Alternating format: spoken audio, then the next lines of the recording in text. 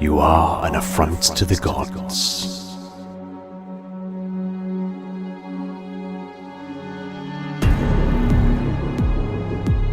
An insult to our covenant.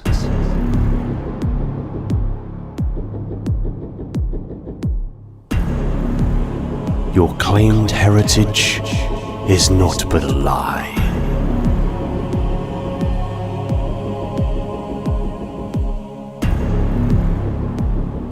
Our feet tread the path. The gods favor our success. In truth, we wield divine tools left to us by the ancients, and we send them upon you without mercy or regret.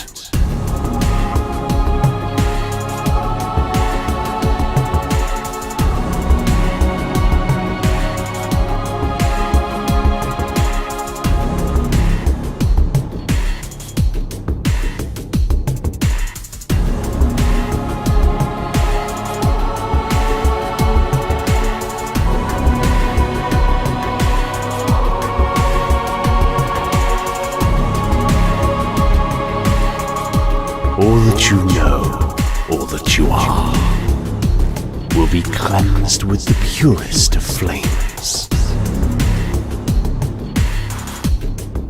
For your destruction is the will of the gods, and we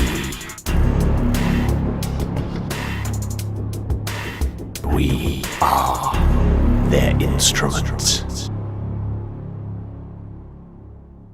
Hey everyone, welcome back to Installation 00, and today we give the Covenant CAS class assault carrier the most detailed treatment. As this is a ship, we will be opting to look at her overall exterior, hull and superstructure, and then analyse her from stem to stern, looking at each of the 4 major hull sections. The lore regarding this vessel is substantial, with dozens of systems utilised by the CAS class being synonymous with the wider Covenant Armada, and technological innovation specific to it being widely applied across the Covenant and UNSC spheres, or reverse engineered from more superior Forerunner technologies. However, there are areas where information is sparse. I will use references from the Halo Encyclopedia, Halo Warfleet, Halopedia, in-game lore, and information from the books to flesh out as much as humanly possible, but there will inevitably be some areas that a degree of speculation will take place. However, when these arrive, I will notify you as such, and use known principles of science and technology, offset by my qualifications and knowledge of material science and technology, to explain them as best I can. Now, with all that said, sit back, relax, and enjoy this most detailed breakdown.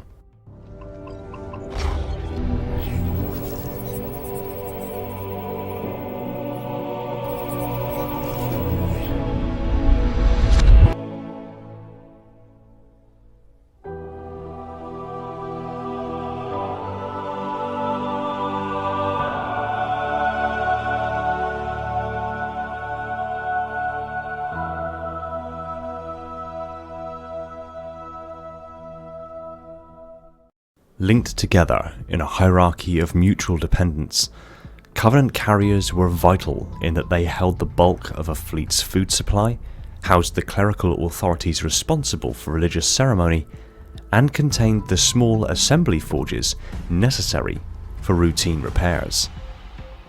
In battle, they uplifted their lessers, clearing the skies and space of nuisance strikecraft and auxiliary ships, enabling the rest of the fleet to concentrate on destroying more worthy and honourable targets. Among the deadliest weapons wielded by the prophets in their war against humanity, assault carriers were consummate examiner ships, designed to endure long occupations. Crewed by warriors blooded in conflict and of undisputed fervour, examiners were powerful warships commissioned in times of great need and allocated only to those who had proven themselves. Each was a potent instrument of conversion and compliance, capable of deploying thousands of troops and numerous fighter craft, backed by a powerful prow-mounted cleansing beam that could burn entire continents to ash and glass.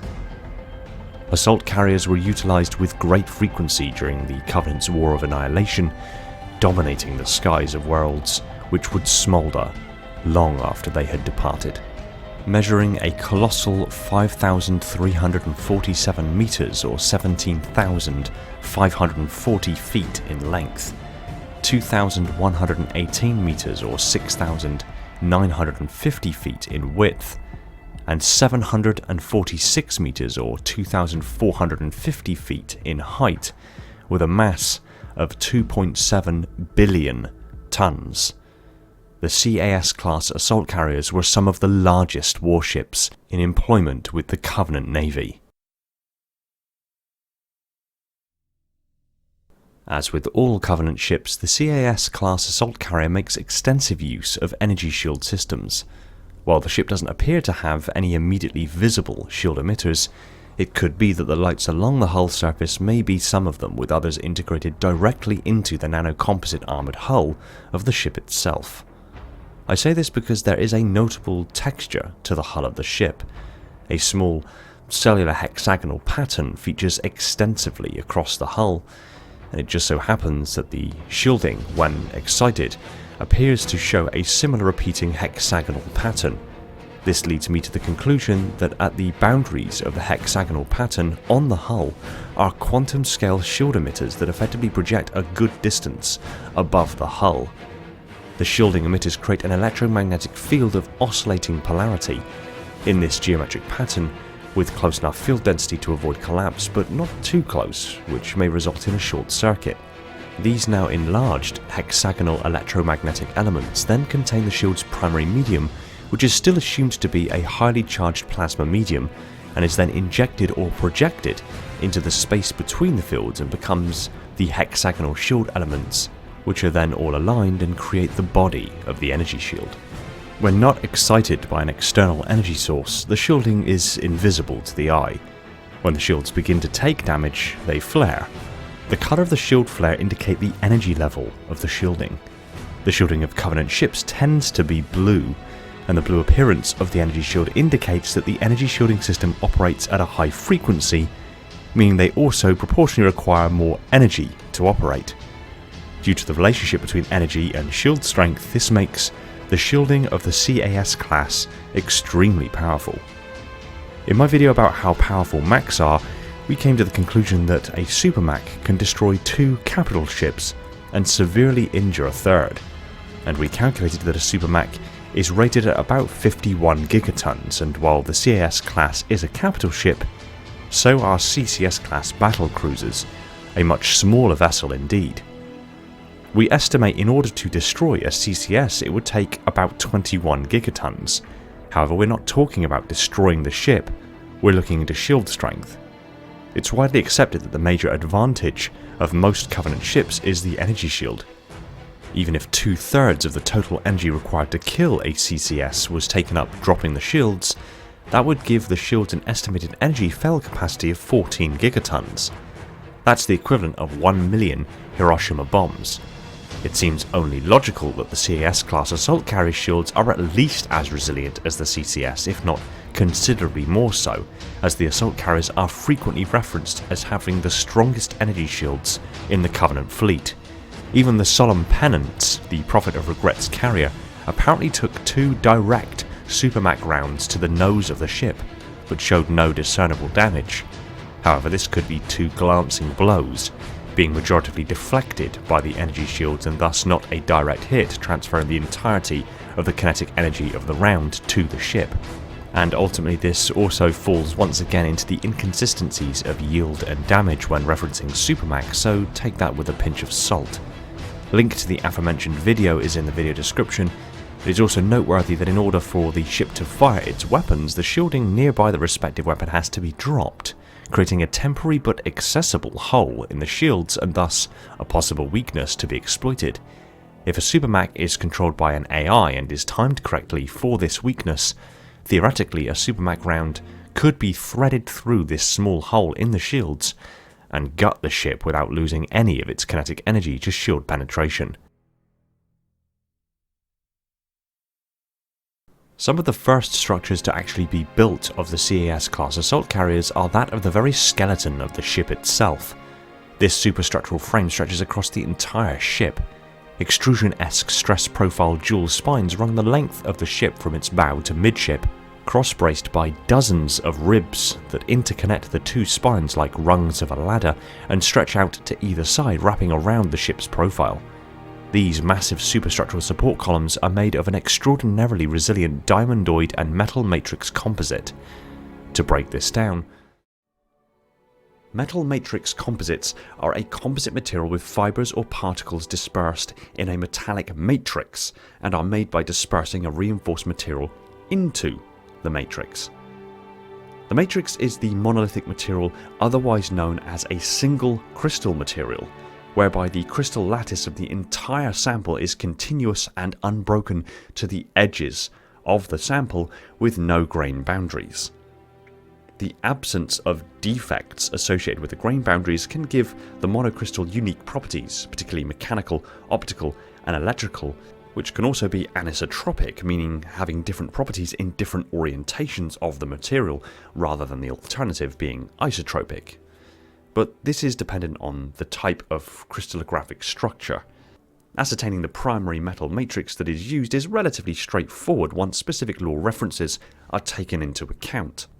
Metal matrices in MMCs are generally lighter metals such as aluminium, magnesium or titanium, and provides a complete support for the reinforcement material, but generally perform poorly in high temperature applications and have poor resistance to radiation. It seems likely, due to the high temperature nature of the application of such superstructures, that the primary metal is not a lighter metal as previously mentioned. As observed by Cortana during the commandeering of the Ascendant Justice and piloting that huge vessel into the upper atmosphere of the gas giant Threshold, without any energy shield systems in place, the armor and superstructure saw only very limited softening and material degradation even when encountering immense pressure gradients and temperatures in excess of 1700 degrees centigrade. So this one instance tells us that the superstructure of carriers are capable of withstanding immense heat, meaning the primary metal matrix would have to be something more akin to cobalt or cobalt-nickel alloys. Specifically relating to our previously mentioned single crystal material property, we can then identify that perhaps the metal in question is a cobalt-based superalloy with a gamma prime phase of 3 cobalt, aluminium, molybdenum and niobium. So we now have an extremely viable candidate for the metal side of our metal matrix composite. Now we need to know what the composite or reinforcement element is. The reinforcement is embedded within the single crystal matrix of the primary metal in the voids between the perfectly ordered atomic structure of the material, and is also completely continuous. This means that there is a path through the matrix to any point in the material. So, unlike two materials that have been sandwiched together, these two materials are literally perfectly blended, bonded and merged on the atomic scale, whereby the cobalt atoms of the metal matrix would create a body-centered tetragonal crystal structure that would leave voids within that structure to be occupied by the reinforcing material. The reinforcing material in this case appears to be, as mentioned in the quote, a resilient diamondoid.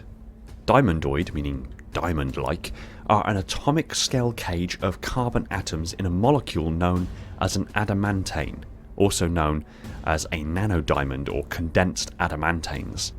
Due to the single crystal matrix of the primary metal and the continuous nature of the reinforcing material, this literally means that the cobalt superalloy primary metal is reinforced on the atomic scale with a single continuous superadamantane supercrystalline diamond reinforcing nanostructure. MMCs have a much higher strength to weight ratio, stiffness and ductility than traditional materials, so they are often used in demanding applications, and there aren't many more demanding applications than the superstructure of a 5-kilometer alien city-sized battleship. This remarkable material is literally grown on the atomic scale piece by clouds of programmable nanomachines in the assembly forges, circumnavigating the immense manufacturing issues that would be present when attempting to create such huge volumes of such a bespoke, atomically and mechanically perfect material.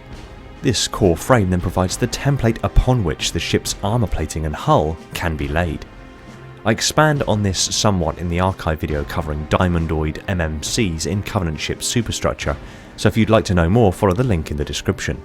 As for the CAS class assault carrier's armour plating, this specialist armour plating is called nanolaminate alloy or nanolaminate plating. The armour possesses an opalescent sheen and can range in colour dramatically based on the composition of the surface of the plating, but we'll cover that shortly. The plating is immensely strong, able to shrug off most UNSC weaponry completely. The nanolaminate armour is built, unsurprisingly, by a technique called nanolamination. But first, in order to do this, you need to take a material upon which to nanolaminate. Since the Covenant tend to be imitative in their technological progress, generally adapting foreign technologies for their own needs, it stands to reason, since very few other known metals have been recorded in use by the Covenant, that the substrate material that would be used for the nanolamination would be a metal the Covenant found in proportionally large amounts within foreigner constructs, and since the Covenant do not possess the ability to create smart materials, exotic self-repairing polymetalloids, or hard light constructs that foreigners took in their stride, this leaves the list of possible substrate materials surprisingly short. One such material used extensively enough by the foreigners to be found and reappropriated by the Covenant would be osmium. Osmium has a blue-grey tint. It is a hard but brittle metal that remains lustrous even at very high temperatures. It has very low compressibility and its bulk modulus rivals that of diamond at 462 gigapascals. It is moderately hard at 7 on the Mohs hardness scale and has a very high melting point at over 3000 degrees Celsius. It is also an element that would be found quite readily in asteroids across the cosmos, as it is a transition metal found as trace elements in platinum ores, especially found in asteroids, despite being the rarest of precious metals. I arrived at this material also because of its density. It's actually nearly twice the density of lead, and narrowly denser than iridium, and ships like the CAS class assault carrier, which rivals the UNSC Infinity in size, tend to be twice the mass. I'll amend this if new information becomes available, but I think that's a pretty good shout. That two ships of roughly equal size only really differ in that the Covenant version is nearly twice as heavy. So osmium would be utilised as the substrate for the nanolaminate armour, onto which varying metals and alloys are layered in a process that makes the material fully dense, meaning that there are no voids whatsoever within the material on the atomic scale, while also layering different atomic structures of metals and alloys in specific orientations and at thicknesses on the sub-micron scale. This allows the nanolaminate to be grown atom by atom, using advanced deposition techniques that are designed with different stacking sequences and layer thicknesses to impart extremely specific materials properties and characteristics that would ultimately be expressed in the final material. This technique of layering materials on the nanoscale can be employed to create alloys with properties such as improved toughness, strength, thermal properties and corrosion that are a function of the interfaces in the nanolayers. They can be created using a bath containing multiple metal ion elements. By changing the current at precise moments to select a different element, it can create a layered substructure. Some nanolaminate alloys have been shown to have 8 times the resistance of carbon steels to degradation, and in some cases, no measurable degradation whatsoever, placing Covenant nanolaminate armor as one of the most impressive non-foreigner materials in wide-scale application. For full information on nanolaminate armor, see the link in the description for the associated archive video. The CAS class also makes extensive use of a design principle known as Modular Dispersal technology. This is a technology developed by the foreigners and mimicked by the Covenant, whereby sections of a large ship remain as modular self-contained components that can be detached and ejected at the will of the shipmaster. This is a helpful design feature that enables damaged sections of the ship to be quickly removed and replaced by fabricated replacement modules. Were the Covenant more innovative than imitative, this could also afford the ship a high degree of customization of the internal spaces, and different modules could be developed and stored at dry dock for different tasks or purposes, and rapidly swapped out pending a mission, giving the ship something approximating a mission-specific loadout. As it is, the Covenant don't particularly use this technology to best effect, instead just ejecting damaged sections in battle to avoid needing to return to a repair centre, or to scuttle sections of the ship entirely, leaving any potential hostile boarding action stranded in space. The CAS-class assault carrier also carries an impressive armament, crew and complement.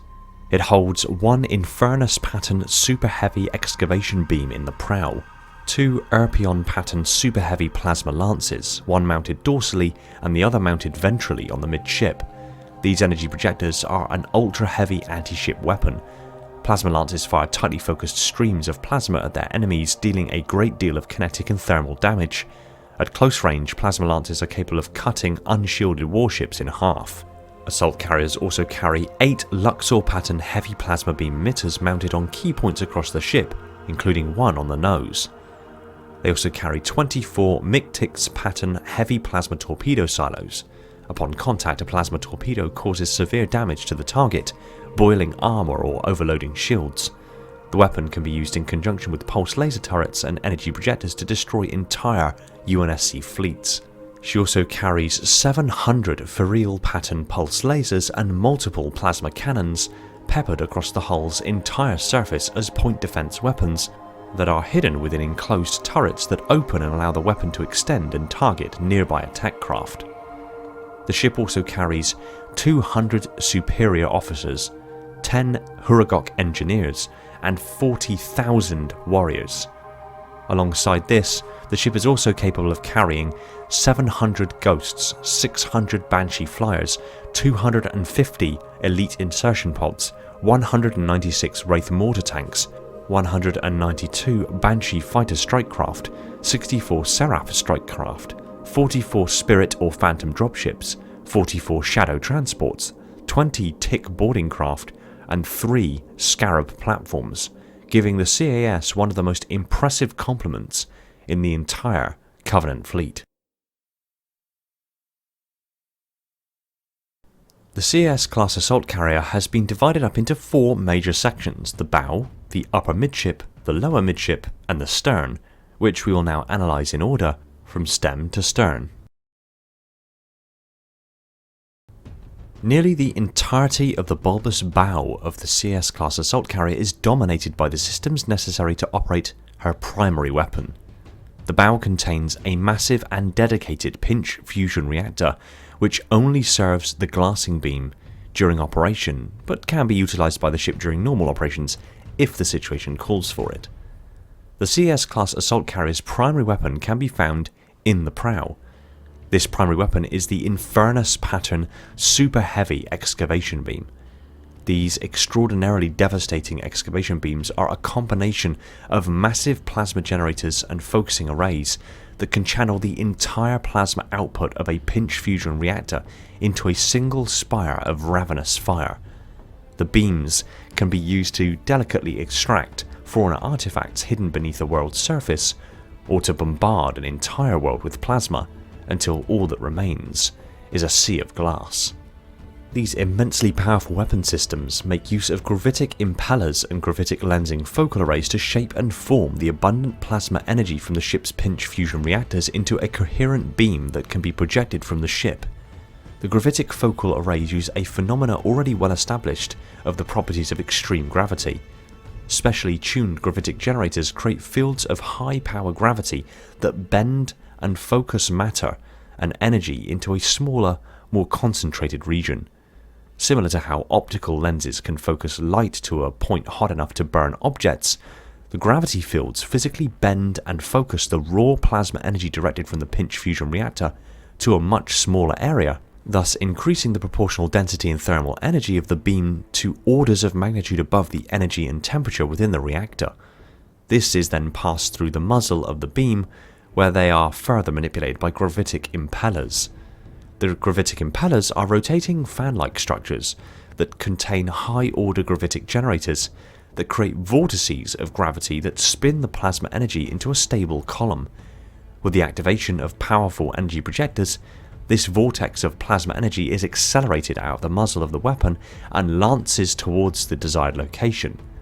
Limited control of the plasma beam can be exercised by the ship through direct manipulation of these three systems in concert, allowing very limited vectoring of the muzzle of the weapon, thus influencing the direction of fire.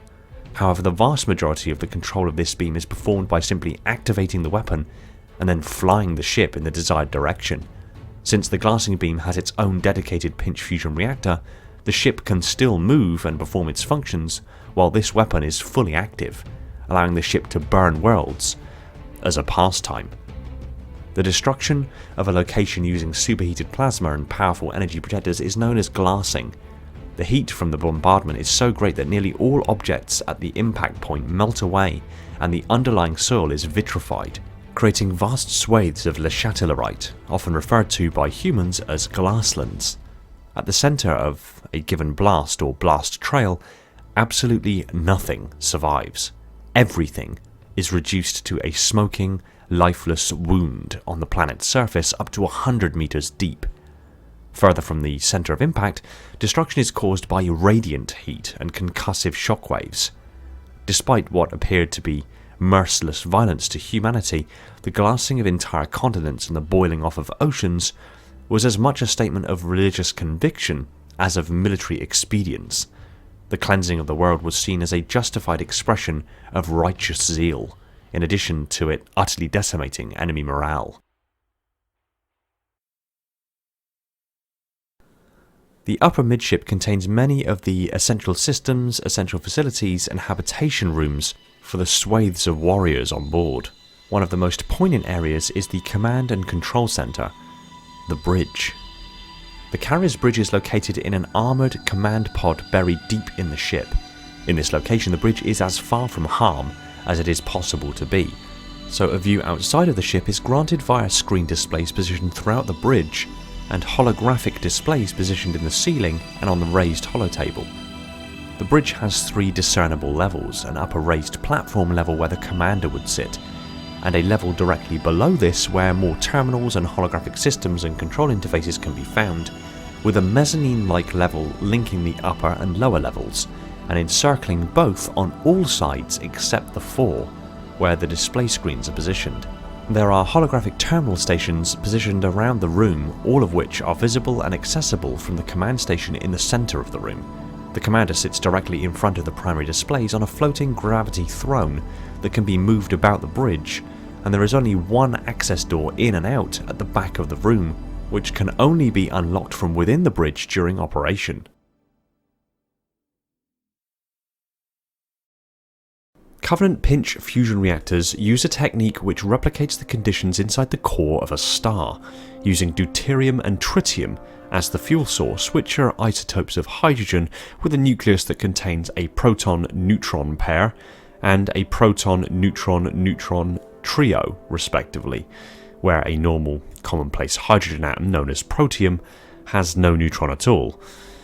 The pinch fusion reactor generates energy by the use of artificial gravity generators. There are generally around a dozen gravity generators positioned around the circumference of the reactor, both above and below the virtual core of the reactor, all aimed inwards to a central point, creating a focused area of overlapping gravitic fields of immense strength. The reactors generally resemble 2 ring-like carapaces, one positioned above the other, with a void between the two where the reaction itself takes place. The reactor's carapaces also contain an array of different technologies, including adjusting gravity generators around their circumference, which are, generally speaking, very obvious, all aiming inwards.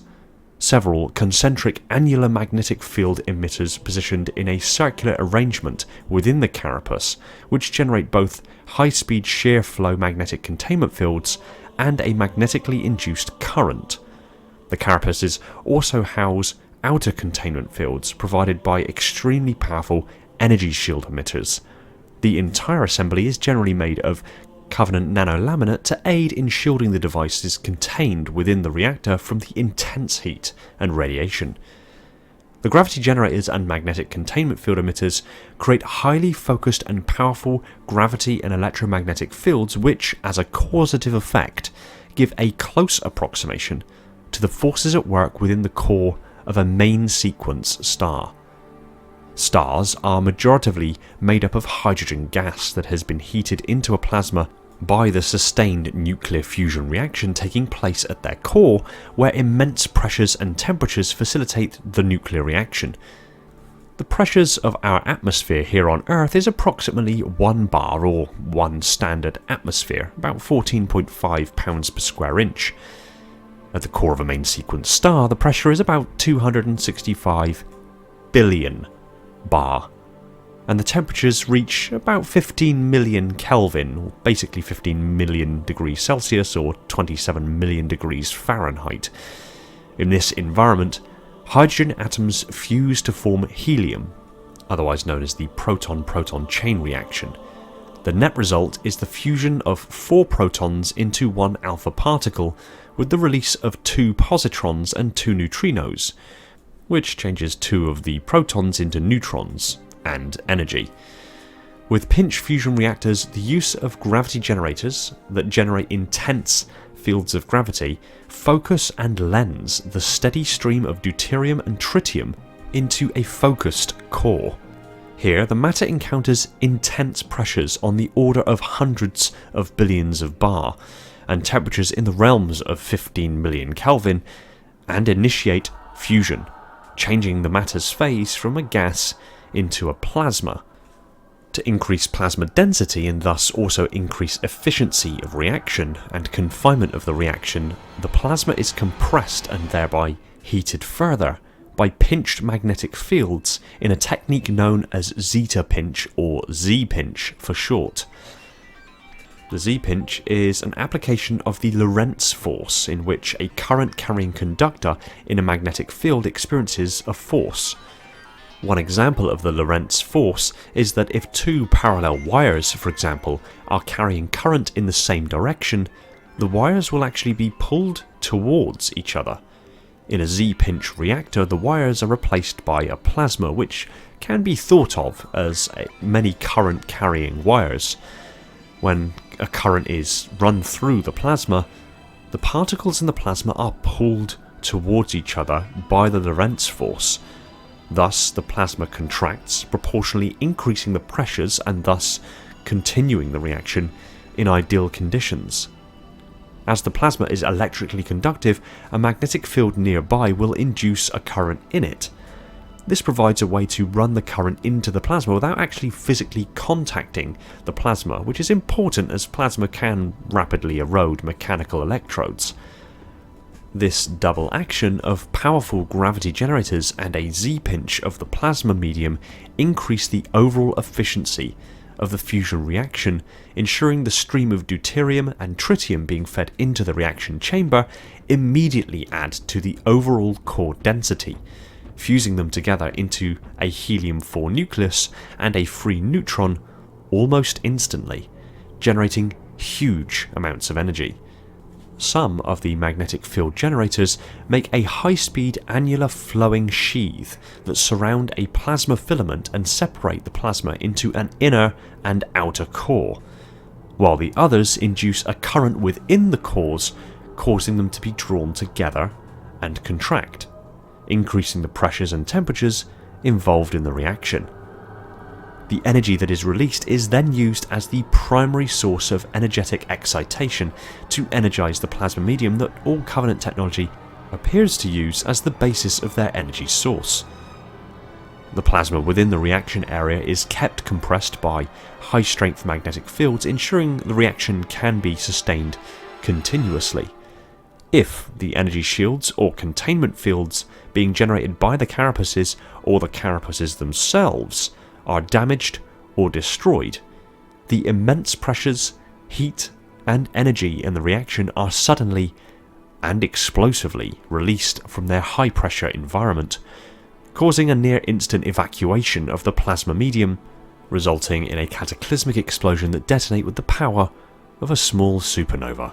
The energized plasma medium is then vectored from the reactor across the ship via the plasma conduits to where it is needed at any given time.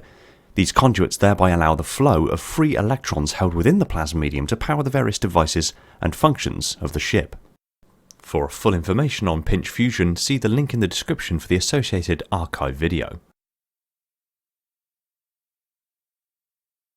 Being more technologically advanced than humanity, the Covenant have numerous advantages in slipspace propulsion systems. Whilst the human Shore Fujikawa engine is said to punch a hole between the realms using brute force, Covenant engines instead take a small rupture and delicately enlarge it with surgical precision. This allows the latter to execute far more accurate slips. The CAS uses a Primus pattern borer. The engine creates slipspace ruptures by utilizing high-power energy projection streams that capture a rupture and gently expand it by feeding it a cyclical oscillating energy beam that then expands it in a flute-like shape, rapidly increasing in diameter until it is large enough to move the ship through it. This can be seen in the moments before and during a slipspace rupture.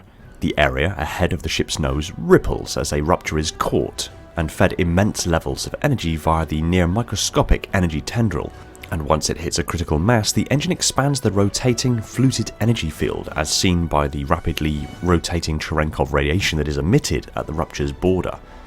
It is unknown if the engine physically creates the rupture itself or simply captures one that exists within the quantum foam. While the Shore Fujikawa transite engine uses brute force to create a rupture using high-powered particle accelerators and a quantum field that the engine then effectively forces through the rupture, it is understood Covenant transite engines are more elegant in their function. It is because of this that it is believed that it is likely that the engine in fact utilizes a property of the quantum foam in order to operate.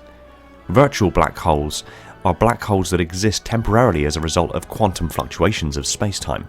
They wink in and out of existence constantly within the quantum foam of the universe.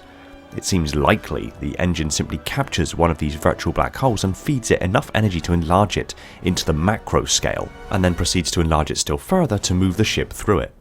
When in slipspace, the ship still needs to be stabilized and protected from the exotic physics of the higher dimensions of slipspace. Similar to UNSC ships that generate a quantum field around the ship to maintain a bubble of normal space-time around the ship, Covenant ships utilize their shielding system to similar effect.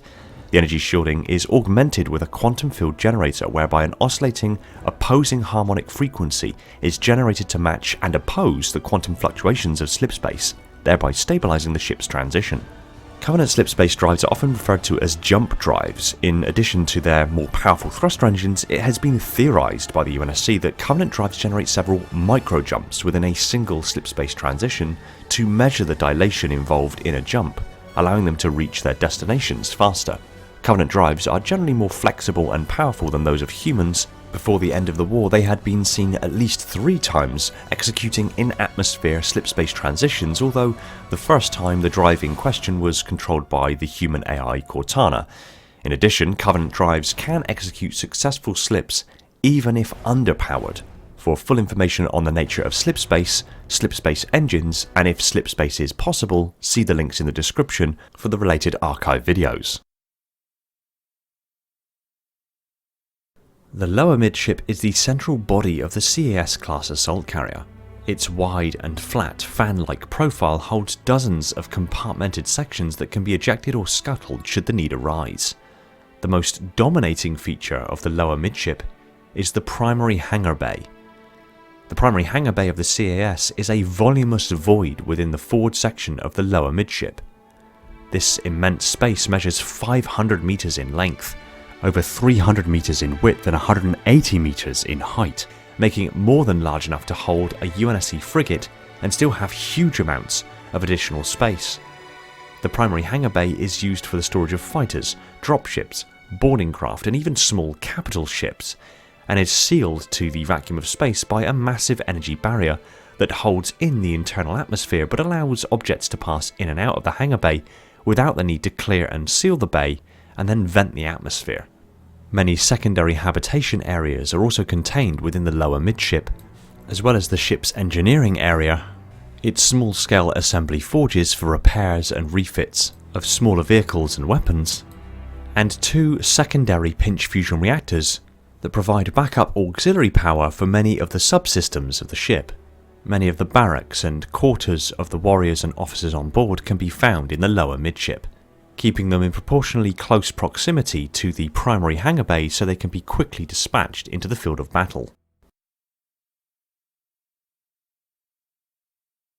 Like most Covenant warships, the CAS-class assault carrier is equipped with a single ventrally mounted gravity lift, enabling quick and easy transportation of personnel, vehicles, equipment and supplies to the planet's surface. A large circular platform can be detached and lowered to the ground to provide a stable surface for disembarking and embarking troops, vehicles and materiel. The platform has 6 interlocking hinges and is carried with the ship. When the carrier is in position over a planet's surface, the 6 interlocks retract and the beam repels the platform at a controlled descent speed to the surface. Once on the ground, the platform acts as an anchor for the ship. The ship can make use of the gravity lift without the platform, but it must remain in position manually rather than gravitically tethering to the lift plate. When not in use, the gravity lift deactivates and can instead be utilised as another glassing beam. This one routes plasma energy directly from the ship's main pinch fusion reactor, coincidentally directly above the gravity lift room. Use of this weapon forces the ship to rely upon its secondary reactors to maintain power to the rest of the ship's systems, as the main reactor feeds the glassing beam. At the very rear of Hull Section 2, a series of concealed repulsor drives can be found. These are only ever used in the event that the ship is scuttled via the Modular Dispersal technology. When activated, the prow and upper midship separate entirely from the lower midship and stern. At this point, the repulsor engines are revealed and the fore of the ship, now simply a hook-like form factor, can move under its own volition. And since the FTL drives of the ship are contained within this structure, the fore can not only leave the wider fan-shaped rear of the ship behind, but also move into slipspace and still have use of its main reactor and its primary glassing beam. Hull Section 4 is dominated by the main engines of the assault carrier, but still holds one final surprise. The CAS has a second set of hangar bays at the very rear of the ship on the upper hull surface, partially obscured by a thick battle plate arc stretching across its opening. This one is much smaller than the primary hangar bay and likely only serves as a location to be able to prepare troops for deployment on dropships. Both ends of this hangar bay appear to be open, so in similar vein to the Covenant Corvette for example, dropships could likely enter from one end, settling down only briefly to allow troops, supplies and weapons to board, then lifting off and exiting from the other end. This way, a constant stream of dropships can be served without the need to worry about arrival or departure from the hangar bays or collisions, unlike the more unidirectional layout of the CCS-class battlecruisers hangar bays, which see that a maximum of 4 Spirit dropships can be docked in a hangar bay at a time, and that would still make things uncomfortably tight. It is theoretically possible that this is yet another location that these dropships could be serviced by the smaller assembly forges, but my personal opinion is that it's all the more likely that the massive primary hangar bays could easily be the most logical place to refit smaller vessels within the care of the CAS-class assault carrier, as an entire area of the primary hangar bay could be set up to tender to that exact cause and still leave the rest of the hangar bay immensely empty. The CAS's main engines are Raphaeus pattern repulsor engines and dominate the rear portion of the ship. These do not work like conventional thrust engines. The repulsor engines are said to use stacked tidal gravity generators which create asymmetrical gravity fields that push and pull a ship through space in the desired vector, all without the need for reaction mass or conventional exhaust. This means that the actual engines generate extremely powerful artificial gravity fields or gravitic tidal force that the ship is effectively pulled towards, falls into, or is pushed along by. The method by which the repulsor engines can do this is by generation of the graviton particle field via conversion from electricity provided by the ship's reactor. This graviton field is produced asymmetrically, generating a tidal gravitational effect, being basically a gravity field with a gradient or a difference in strength. This causes the ship's centre of mass to move towards the gravity field. The gravity field then attracts the mass of the ship, causing the ship to be moved towards that centre of gravity, but since the field is being produced by the now moving ship, the field moves as well, causing the ship to continue to fall towards it. In order to steer the ship, for example moving to port, the gravitic field is moved to the left of the ship's centre of mass, causing the ship to begin turning. In order to slow down, the field is moved to behind the ship's centre of mass, causing the ship to begin slowing to a standstill. Then, if hovering above a planet's surface, move the gravity field to the centre of mass with the field strength sufficient to keep the mass of the ship hovering against the gravitational pull of the planet below. The rate of acceleration is varied and controlled by how strong the gravitic field is, but it is interesting to note that the relationship between acceleration and velocity in space. If the ship's engines generate a consistent thrust of 1g, and the ship's engines are kept on indefinitely, the ship's theoretical maximum sublight speed is actually the speed of light, as a continuous acceleration of 1g over time will inevitably increase in velocity up to the theoretical maximum, or the speed of light. In practice, it's actually nearly impossible for this to actually happen in the normal dimensions of spacetime and reach this velocity, as nothing with mass can travel at the speed of light in normal spacetime. And even at velocities approaching relativistic, the ship colliding with a small meteor or even dust in space could impart immense kinetic energy upon the ship, sufficient enough to critically damage it, or at the very least, deplete the energy shields entirely. On top of this, the stronger the repulsive gravitic field, the higher the acceleration, meaning the engines could produce tens, hundreds, or even thousands of Gs of acceleration. But the internal gravity systems appear to be unaffected by this very powerful thrust method, likely through some exotic means of gravitic shielding or simply through attenuation, meaning the survival of the crew under immense acceleration is a non-issue. And obviously, due to the quantum mechanical nature of the gravitic production, a repulsor engine produces quantum fluctuations in its wake that are extremely hazardous to personnel and nearby vessels within its range, particularly when operating at high quote-unquote thrust. For full information on the repulsor engines, see the link in the description for the associated archive video.